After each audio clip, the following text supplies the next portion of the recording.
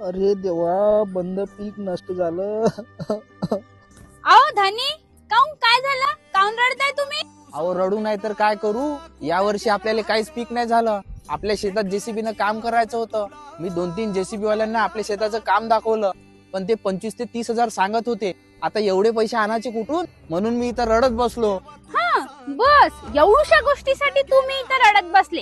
थांबा, मी माझ्या मैत्रिणीच्या मिस्टरांना फोन करते. त्यांच्याकडे जेसीबी आहे म्हणते, मी त्यांना लगेच बोलवते.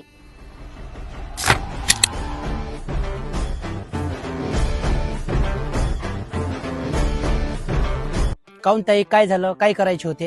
अजी भाऊ, आमच्या शेतात बांध करायचे होते. माझ्या धनींना कोणत्या तरी नवीन जेसीबी वाल्याला बोलवलं होतं, तर ते 25 ते 30 हजार रुपये खर्च सांगत होते. अरे बापरे, एवढे पैसे? कोणतं काम आहे? चला दाखवा बरं. हो हो, चला मी तुम्हाला दाखवतो. अरे हे एवढंच काम? हे काम तर मी 10 ते 12 हजार रुपयात करून देतो. हा, एवढ्या कमी पैशात? ते कसं शक्य आहे? हो, हे शक्य आहे, कारण की माझा 15 ते 20 वर्षापासूनचा अनुभव आहे आणि माझ्याकडे मशिनरी पण नवीन आहे, म्हणून मी पैसे कमीत घेतो. अरे हो का भाऊ? बरं बरं, या मग तुम्ही तुमचा उद्या जेसीबी घेऊन आणि आमचं काम करून द्या. अहो धनी, आपल्याला शेतात विहीर पण तर करायची आहे ना. यांच्याकडे पोकलँड पण आहे म्हणते, यांच्याकडूनच करून घ्या.